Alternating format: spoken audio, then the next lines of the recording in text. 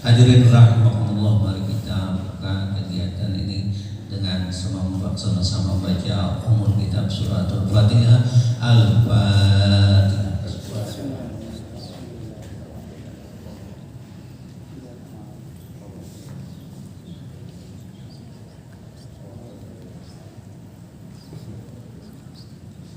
Selanjutnya pengantar dari Bapak Kepala Sekolah pada beliau di Sir.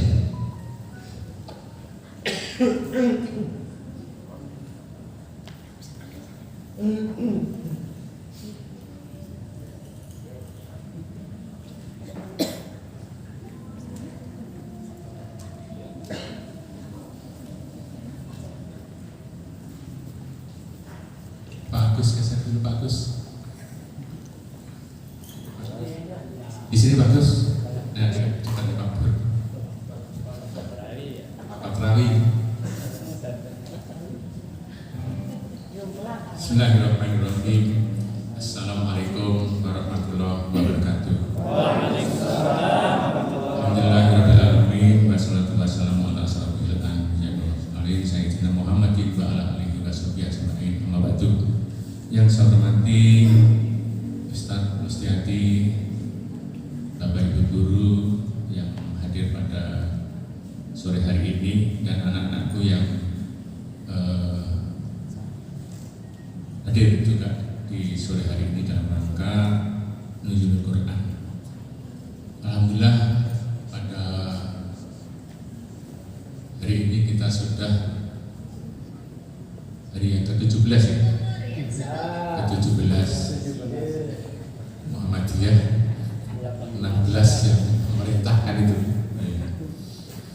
Mudah-mudahan di bulan Ramadan ini kita tetap istiqomah, termasuk Bapak Ibu guru, pegawai, tidak patah semangat untuk melayani siswa, termasuk juga anak-anakku di bulan Ramadan juga tetap semangat dalam belajar. Dan insya Allah nanti kan Lebaran masih lama, puasanya libur juga masih lama.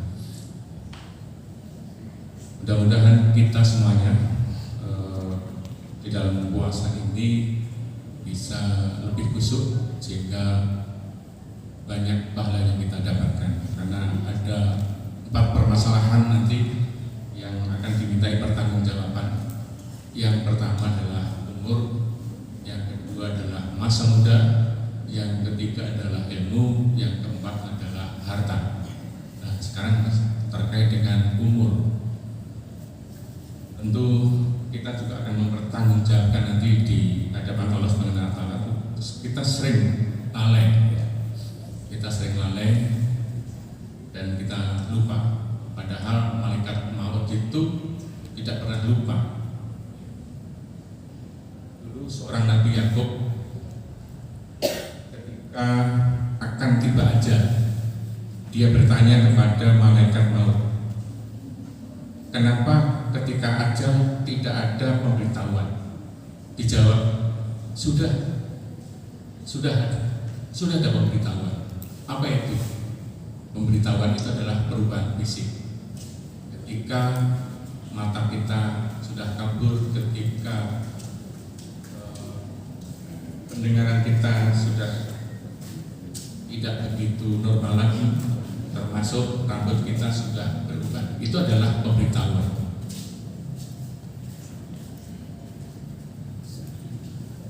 Waktu ini tentu sangat singkat. Kemarin kita masih anak-anak, sekarang sudah remaja. Mungkin nanti tiba-tiba sudah dewasa, berikutnya tiba-tiba sudah tua, tiba-tiba dan seterusnya.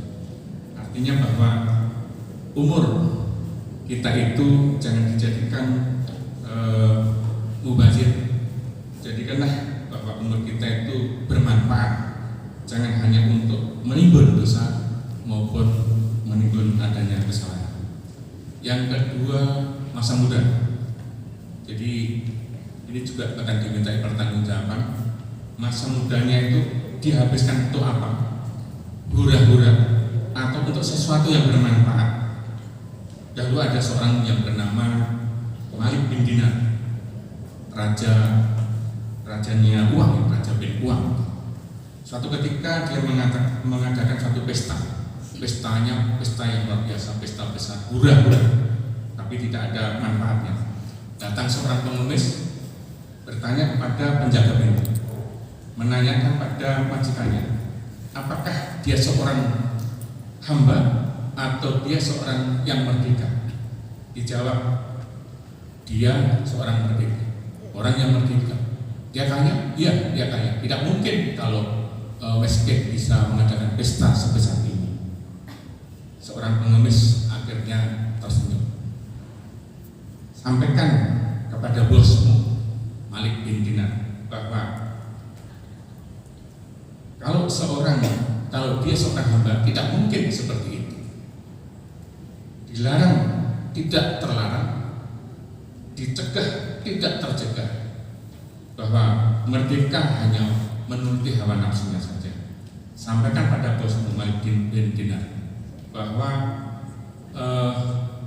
apa yang saya sampaikan tadi.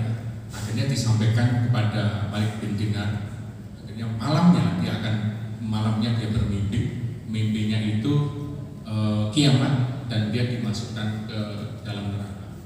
Akhirnya ketika bangun dia takut. Akhirnya dia bertobat. Setelah bertobat dia akan menjadi sufi yang terkenal, namanya Malik bin Dinar. Yang berikutnya adalah ilmu. Nah, ilmu ini harus benar-benar bisa dipertanggungjawabkan. Tentunya ilmu yang bermanfaat. Apakah ilmu yang kita miliki itu untuk mencerdaskan? Apakah untuk membodohi orang yang memang sudah bodoh? Atau ilmu ini untuk mendidik umat atau menyesatkan umat? Ini akan dipertanggungjawabkan juga. Yang terakhir adalah harta. Harta itu ada dua. Harta kita diperoleh dari mana dan dibelanjakan untuk apa. Jadi pertanyaan untuk harta itu ada dua. Harta diperoleh dari mana dan dibelanjakan untuk apa. Pertanyaannya, diperoleh dari mana, dibelanjakan untuk apa. Didapat dari cara yang benar tapi dibelanjakan dengan cara yang tidak benar, atau didapat dengan cara yang tidak benar dibelanjakan dengan yang benar. Dua-duanya tidak memungkinkan. Jadi yang benar adalah diperoleh dengan cara yang benar, dibelanjakan dengan cara yang benar. Mari kita Bapak Ibu, semoga kita bisa mempertanggungjawabkan umur kita, masa muda kita, harta kita, dan ilmu yang kita miliki. Demikian, wassalamualaikum warahmatullahi wabarakatuh. Terima kasih Bapak Kepala Sekolah nasihatnya tentang ilmu atau waktu yang kita jalani. Mudah-mudahan apa yang disampaikan tadi dapat kita amal. Bismillahirrahmanirrahim. Bismillahirrahmanirrahim. Assalamualaikum warahmatullahi wabarakatuh. Waalaikumsalam warahmatullahi wabarakatuh. Bidadari surga belum menjawab. Batu pualam di pinggir semak, tongkat berdiri di pinggir kali. Kalau salamnya dijawab kurang semarak, akan kuulang sekali lagi. Assalamualaikum warahmatullahi wabarakatuh. Waalaikumsalam warahmatullahi wabarakatuh. Alhamdulillah. Alhamdulillahilladzi ja'ala Ramadan syahrus siyam ala ibadihil mu'minin. Faqala ta'ala fi kitabihil karim, syahru Ramadan allazi unzila fihi al-Qur'an hudan linnasi wa bayyinatin minal huda wal furqan. Faqala nabiyina Muhammad sallallahu alaihi wasallam, khairukum man ta'allama al-Qur'an wa 'allamahu. Sadaqallahul azim wa sadaqa rasulun nabiyul karim wa nahnu ala dzalika minasyahidin. Yang saya hormati dan muliakan Bapak Kepala SMAN 1 Mataram, Bapak Kun Andreas SPD, sahabat saya. Yang saya hormati bapak-bapak dan ibu guru serta siswa dan siswi yang insya Allah kita semua dirahmati oleh Allah Subhanahu wa ta'ala. Yajibu alaina nashkuru ila Allah ta'ala ala kulli ni'mah. Wajib kita bersyukur kepada Allah atas nikmatnya yang luar biasa. Pengajian tadi sudah disampaikan oleh Bapak Pun, Bapak Kepala, tinggal saya tambahkan saja. Tinggal kita tambahkan. Bapak Ibu dan seluruh siswa yang saya muliakan, memang yang namanya hidup, semua kita tidak ada yang bosan. Hidup itu datang dengan tiba-tiba, terlahir, setelah itu tahapannya ada, dan akhirnya pun ada. Sehingga di dalam Al-Quran, di mana ayat ketiga dari surat Al-Mulk, alladzi khalaqal mauta wal hayata liyabluwakum ayyukum ahsanu amala. Ini adalah tujuan, what for we live. Supaya jangan dikatakan Ustaz ini kulot, dari kemarin bahasa Inggris, bahasa Arab dong gitu kan. Ya, bahasanya gaduh-gaduh ya. Karena kalau gaduh-gaduh itu kan enak apa enggak ibu-ibu? Coba kangkung aja dibuat, jangan terlintugi, jangan taruh yang lain, pasti kurang seru. Itulah juga gambaran kehidupan. Allah lah yang menciptakan. Alladzi khalaqal mauta, menciptakan kematian, baru kehidupan. Nah, inilah yang pada akhirnya oleh ilmu biologi ada rumus atau istilah makhluk hidup berasal dari makhluk mati. Ada namanya abiotik. Makhluk hidup ke makhluk hidup biotik. But Allah Almighty God have explained us in Holy Al-Quran. Allah sudah menjelaskan semua itu di dalam Al-Quran. Allah menciptakan kematian. Artinya apa? Kita sedulur-sedulur iki. Nah, sekarang ini kita membahas Sri Lungguh Dunia Loropati. Nah, ini Kanjeng Sunan Kalijaga menjelas tentang kehidupan. Kita itu tidak ada dulu Bapak Ibu. Tidak pernah kita menghayal besok saya terlahir, setelah itu saya datang ke Lombok, saya jadi pengurus jawara, ya, mengurus Jawa, Madura, kerukunan Jawa Madura. Allah takdirkan jadi kepala SMA 1 yang sebelumnya ikut jadi tim Zulrohmi. Semua itu sudah qadarullah. Begitu juga yang lain. Saya dulu dengan Pak Hamdi ini teman main kelereng, main kelereng beneran, sepak bola ya. Main bola zaman dulu bapak-bapak, bukan bola yang dikejar kaki teman kita hantam ya, masya Allah. Ya itulah hidup, dan itu semua masalah. Kalau kita bercerita tentang waktu, yang nyata itu sekarang Bapak Ibu. Ya. The real is now. Yang nyata itu sekarang. Kalau kemarin itu, mohon maaf ibu-ibu ya, mungkin tidak berharap sebenarnya Pak Ustadz, bukan dia jodoh saya Pak Ustadz, cuma kepepet aja ditangkap sama satpam misalnya. Itu sudah qadarullah. Allah sudah tetapkan. Qul lan yusibana illa ma kataballahu lana huwa maulana wa 'alallahi falyatawakkalul mu'minun. Ini penjelasan dari Tuan Guru Kun Andrasto tadi. Katakanlah tak ada satupun akan menimpamu, baik itu susah, baik itu senang, tawa, canda, sedih, cemberut, berantem, semuanya. La yusibana illa ma kataballahu lana, kecuali sudah ditetapkan, dituliskan oleh Allah. Wa maulana.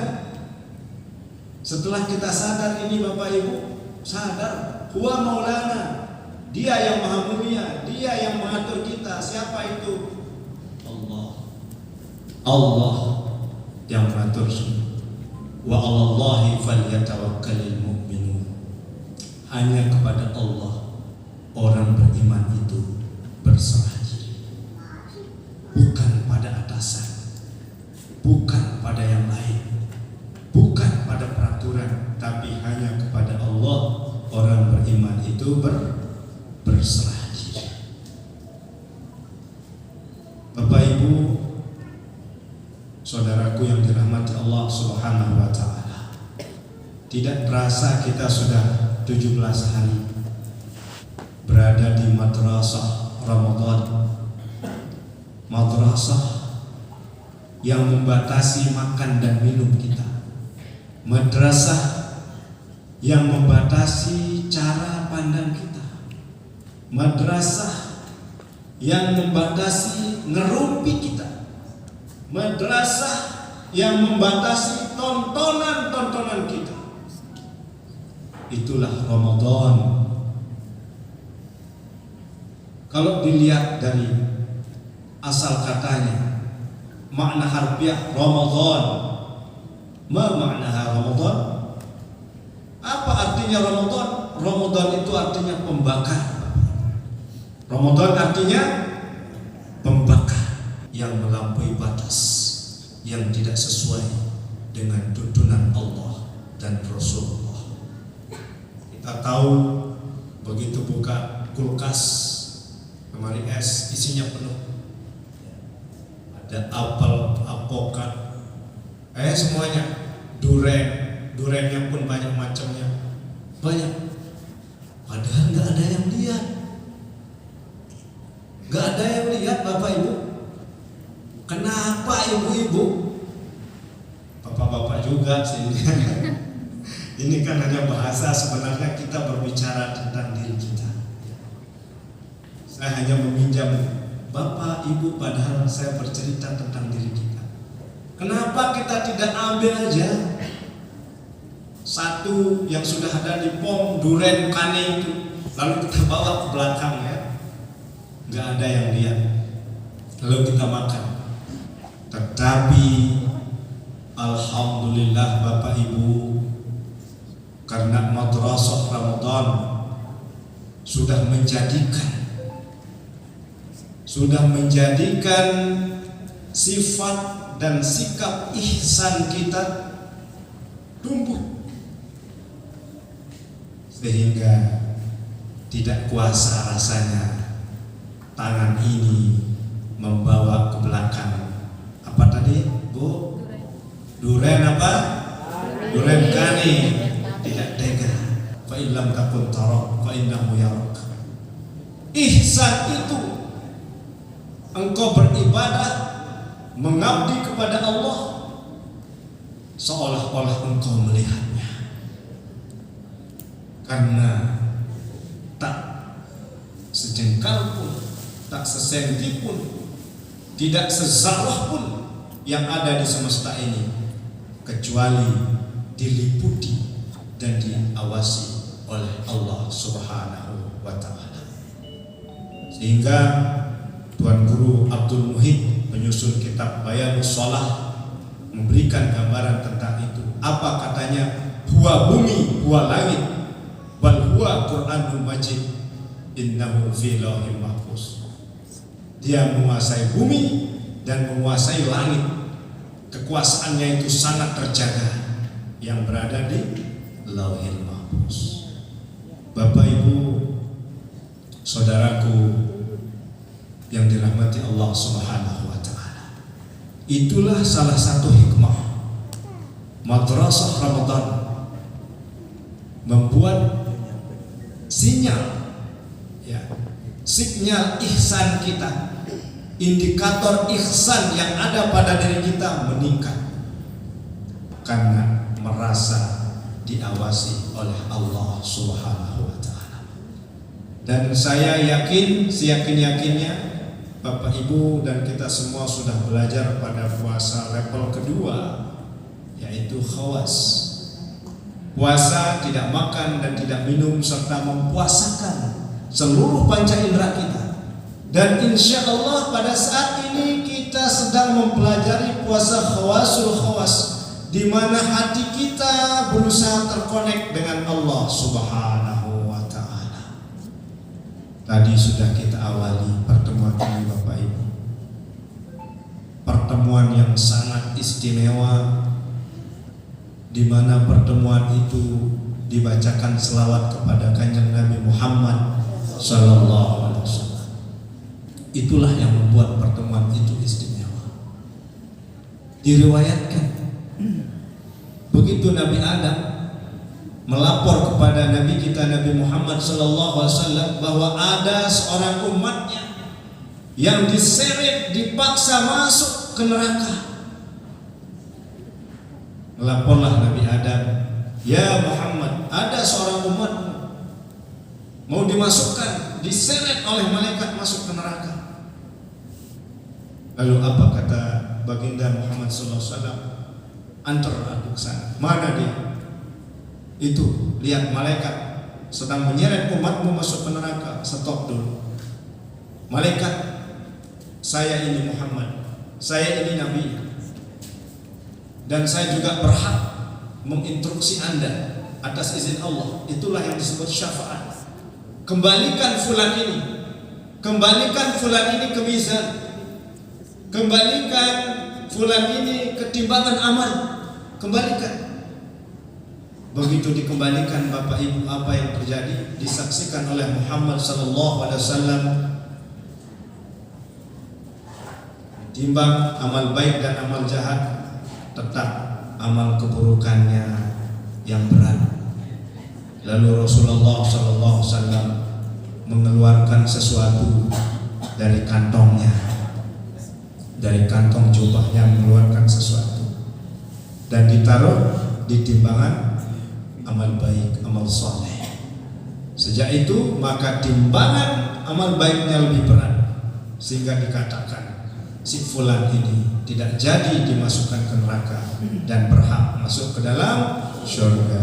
Sallallahu ala Muhammad, sallallahu alaihi wasallam, sallallahu ala Muhammad, sallallahu alaihi wasallam.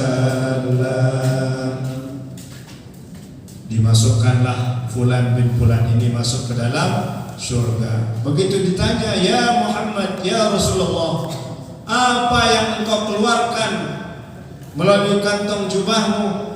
Dijawab oleh Muhammad Rasulullah sallallahu alaihi wasallam, "Itulah sholawat yang diam-diam dia baca sama si fulan. Kadang tidak ditahu sama orang, kadang di dapur dia baca selawat, dia bikin bumbu baca selawat, dia mandikan anaknya baca selawat, jalan kaki pergi ke sekolah baca selawat, di atas motor baca selawat, dalam mobil baca selawat."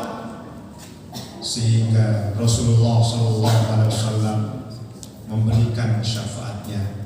Insya Allah kita semua Bapak Ibu termasuk di dalam golongan itu. Amin ya Rabbal alamin. Bapak Ibu, saudaraku yang dirahmati Allah Subhanahu wa taala. Karena hari ini 17 Ramadan dan tadi alhamdulillah ihsan kita sudah meningkat. Mudah-mudahan bisa kita pelihara seperti orang sedang berjalan di atas bukit. Kita sudah sampai di puncak dan sekarang kita mau turun. Ya, mulai dari 15 itu puncak, 16 turun, ini udah ke 17. Sehingga Bapak Ibu yang dirahmati Allah, mari kita perhatikan firman Allah dalam surat Al-Baqarah ayat 185. Ya, di mana Allah Subhanahu wa taala selain puasa ini istimewa, ada istimewanya Ramadan ini, yaitu apa? Syahrul Ramadan alladzi unzila fihi al-Qur'an hudan lin-nasi wa bayyinatin minal huda wal furqan. Di bulan puasa diturunkan padamu Al-Quran sebagai petunjuk dan pembeda serta penjelasan terhadap hukum-hukum Allah. Bapak Ibu yang dirahmati Allah, 17 Ramadan Al-Quran turun pertama kali sekaligus dari Lauhil Mahfuz ke Baitul Izzah atau ke langit dunia sekaligus. Ya, kalau ibu-ibu ya bikin jus apel ya, bikin jus apel, begitu tinggal setengah jus apel itu diminum sekaligus langsung habis, atau dituang sekaligus langsung habis. Nah, jadi Allah Subhanahu wa taala menurunkan Al-Qur'an yang sangat dahsyat ini, yang menjadi mukjizat terbesar dan terhebat sampai akhir zaman, yang sudah diteliti dengan berbagai macam cara, the best syntactical book in the world, the best grammatical Arabic book in the world, buku grammar bahasa Arab terbaik, buku syntactical terbaik, dan begitu diteliti oleh para ilmuwan, there isn't a single Holy Quran as complete with modern science. Itu kesimpulan. Tidak satu potong pun ayat di dalam Al-Quran bertentangan dan bertolak belakang dengan ilmu pengetahuan modern. Bapak Ibu, anak-anakku, para siswa yang dirahmati Allah Subhanahu wa taala, Al-Quran yang hebat, yang luar biasa ini turun kepada Nabi Muhammad SAW, itu yang membutuhkan waktu dan proses. Sehingga kalau kita berbicara pendidikan, karena memang mohon maaf Bapak Ibu, saya ini basicnya guru ya, guru pesantren sama lah, yang penting sama-sama ngajar gitu kan, guru bahasa Inggris. Jadi sertifikat pendidik saya Bapak Ibu, sertifikat pendidik bahasa Inggris. Cuma sejak kecil itu di pesantren, jadi senang. Bapak Ibu yang dirahmati Allah Subhanahu wa taala, Al-Quran yang sangat hebat dan dahsyat ini turunnya berangsur-angsur. Untuk apa?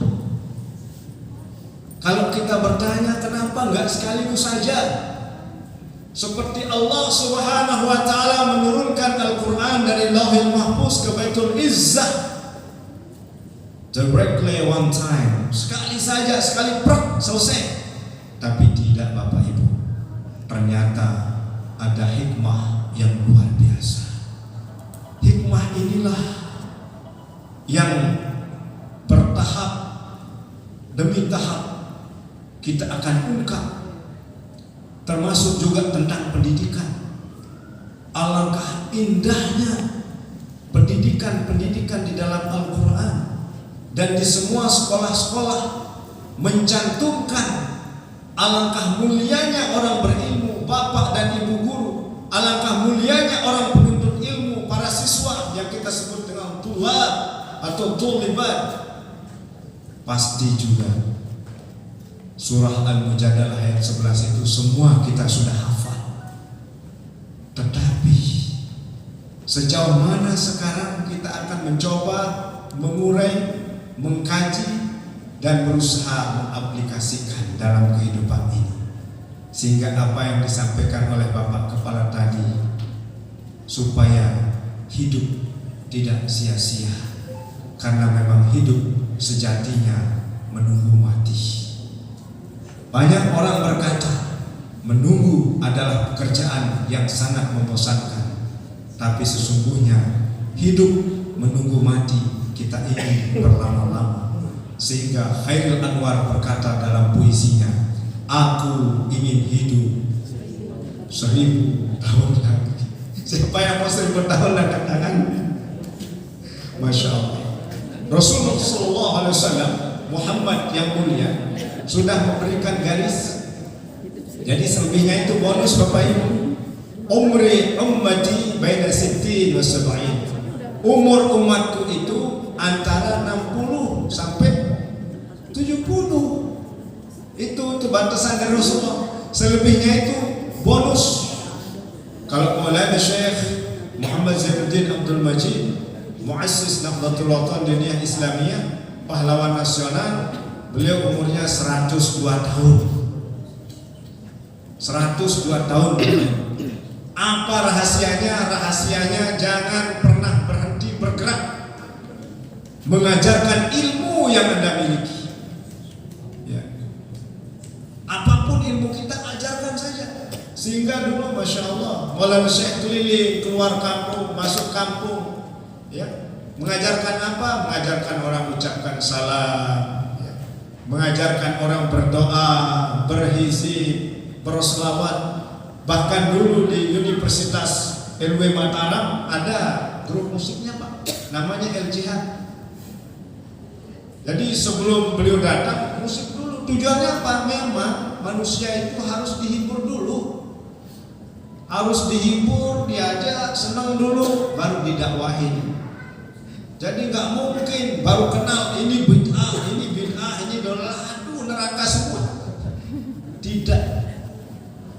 Dan itu sudah dicontohkan oleh Wali Songo. Ya. Dan Wali Songo itu meringkas tentang ilmu kehidupan Sri Lungguh dunia loro pati, dan semua manusia akan mengalami ini. Tapi mohon maaf, ini bukan meramal, karena semua nama kalau dicocok-cocokkan jatuhnya ada Sri Lungguh dunia loro pati. Itu bukan ramalan. Semua manusia ditakdirkan hidup, sudah ditentukan masalah rezekinya, ditentukan masalah umurnya, masalah jodohnya, sehingga disebut Sri. Manusia itu hidup mencari rezeki dengan berbagai macam cara. Ada yang ke sawah, ada yang ke kebun, ada yang ke sekolah, ada yang di bengkel. Itu macam-macamnya saja, tujuannya satu, mencari rezeki dan ridha Allah Subhanahu wa Ta'ala. Yang kedua, lungguh. Lungguh itu apa? Semua manusia fitrahnya ingin kedudukan, jabatan, siapapun itu. Dulu Pak Hamdi sebelum di sini di mana Pak Hamdi? Ya, di SMA jauh ya. Ya pindah ke sini, alhamdulillah ya, di sinilah lungguhnya itu di SMA 1 ya. Ya begitu juga paman Syiar ya, ini paman saya Pak Haji Syiaruddin. Sudah ditentukan oleh Allah Subhanahu wa Ta'ala, lungguhnya di sini sudah ditentukan oleh Allah. Nanti setelah lungguh dunia. Dunia itu apa? Puncak karir. Puncaknya jadi apa? Ya, alhamdulillah kalau Pak Kun ya, beliau puncaknya ya terus akan naik puncak ya. Selesai di sini nanti akan ada lagi penugasan ya. Dan insyaallah tanggal 27 Ramadan yang sama beliau akan ke Pancor untuk ziarah makam dan silaturahmi ke Syekh TGB. Bapak Ibu yang dirahmati Allah Subhanahu wa Ta'ala, kalau sudah manusia berada di puncak, maka itulah yang disebut dengan lara. What the meaning of lara? Lara itu penderitaan, ya. Lara itu sakit, lara itu kecewa. Kalau sudah sakit, lara, kecewa, menderita, terakhir itu pasti akan masuk peti. Itulah yang disebut dengan mati. Inilah 5 yang harus dilalui oleh semua manusia. Semua manusia, dan kadarnya beda-beda. Bapak Ibu, saudaraku yang dirahmati Allah Subhanahu wa Ta'ala. Al-Mujadalah ayat 11. Belum ya? Boleh izin lagi 5 menit Pak ya? Karena bukanya belum. Insyaallah utul ilma darajat. Dan saya harapkan semua siswa-siswi mudah-mudahan ini bisa dihafal. Inilah dalil atau motivasi untuk semua kita, baik guru maupun siswa. Syaratnya yang pertama adalah beriman kepada Allah. Iman ini konsep, iman ini teori, iman ini adalah pengakuan. Sempurna takriru bil lisan wa tasdiqu bil qalbi wa yuf'alu bil arkan. Diucapkan oleh lidahnya, dibenarkan oleh hatinya, dan dibuktikan dengan anggota panca inderanya. Itulah iman yang benar. Dan mudah-mudahan iman ini yang akan kita pelajari. Apa maknanya ini Bapak Ibu yang dirahmati Allah Subhanahu wa Ta'ala? Antara ucapan, antara hati, dan antara tindakan harus terkoneksi, harus bersinergi menjadi satu. Sehingga kalau orang paham yang namanya barang elektronik, sirkuit manusia adalah hatinya. Bapak Ibu yang dirahmati Allah, ya, hati kita sebagai IC di dalam tubuh kita ini. Baginda yang mulia Muhammad sallallahu alaihi wasallam berpesan, "Inna fi jasadi ibnu Adam mudghah, fa iza salahat jasadu kulluh, wa iza fasadat jasadu kulluh, ala wa hiya qalb." Pada tubuh anak Adam ada segumpal daging, ada segumpal darah. Kalau segumpal daging atau segumpal darah itu baik, maka baiklah seluruh anggotanya. Tapi manakala segumpal daging atau segumpal darah itu busuk, rusak, distortion, maka rusaklah seluruh anggotanya. Nabi